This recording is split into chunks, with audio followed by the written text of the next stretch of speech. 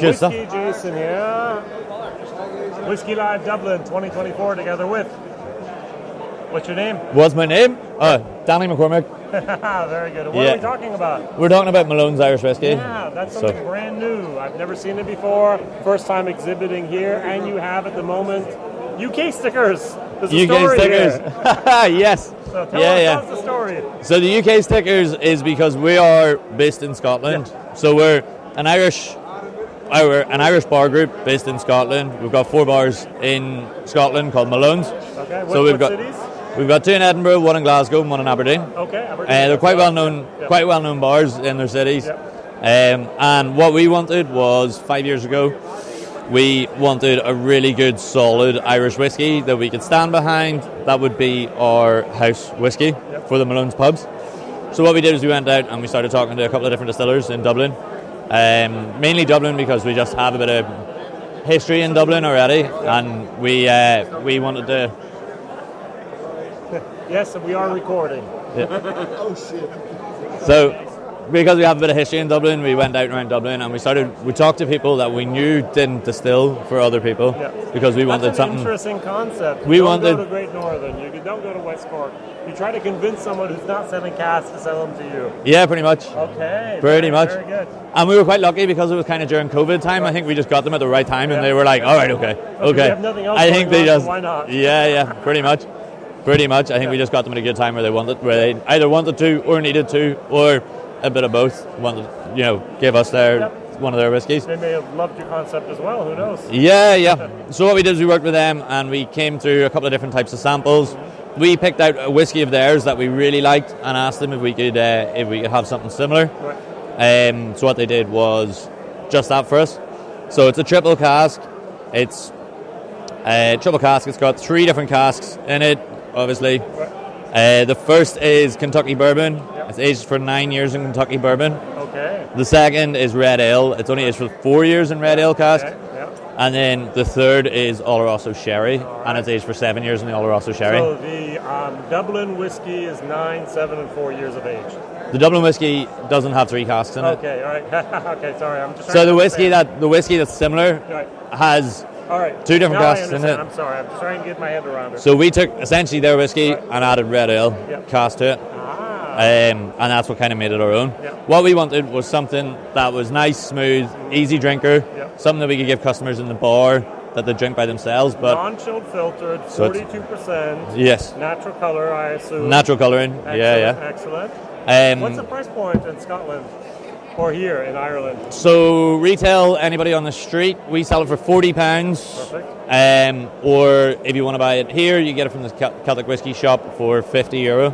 Welcome to the different taxes of Ireland. Yeah. And exchange rates, but who cares? Yeah, right? Any other countries you're in at the moment, or what's the plans?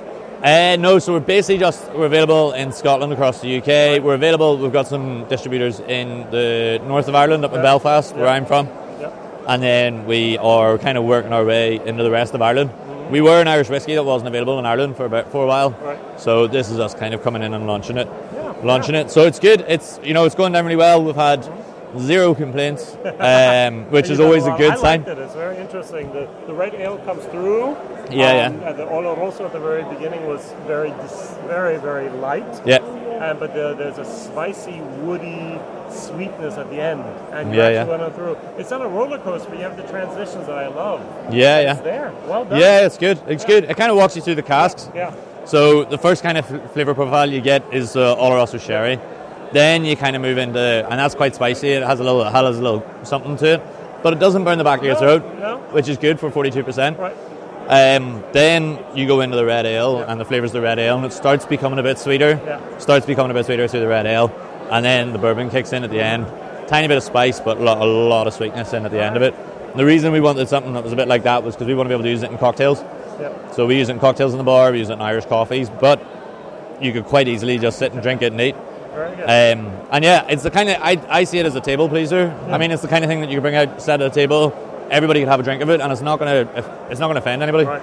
There's no kind of there's nothing offensive about it. It's a table pleaser. It's an easy drinker, and a good solid whiskey, in my opinion. Great. So, website? Website is www.malonesirishwhiskies.com. Okay.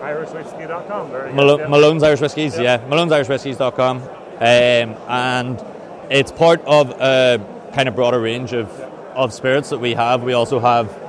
Keep on talking. Yeah, we also have our Smugglers range, which is a range of gins and vodkas. Yeah. But they're made over in Scotland. They're a Scottish gin and a Scottish vodka. Here I see a bottle. Here I see something different. What and who is that? Who's that?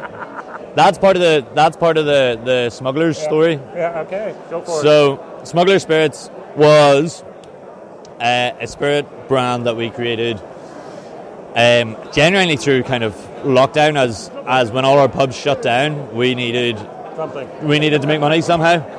So what we did was we went away and we got all our drinks and we batched cocktails out of them, and then sold batch cocktails around the place. Essentially smuggling drink, a bit like Prohibition days before. So the skull on the back is Porteous. Porteous was high up in the Armed Guard in Edinburgh 300 years ago. So he was in Edinburgh, and he became, he wasn't the mayor, but he was 300 years ago equivalent of the mayor, was how high up he got. And he started trying to bring in prohibition laws into Edinburgh. And what happened was everybody was so annoyed that they dragged him out of Edinburgh Castle, dragged him down into the grass market of Edinburgh, gave him a good hiding, hung him and burnt him. So we have Porteous's skull on our bottles to remind people not to bring in prohibition. It's part of the smuggler's story. Don't try to do prohibition again. Bad idea in my opinion. And this dead guy in the back of our bottles, proof. So see, that's very good. All right, thank you very much, WhiskyJason. I learned something about Edinburgh history. I learned something about Irish whiskey made for the Scottish market. That's great. Thank you very much. Pretty much. Bye-bye. Cheers.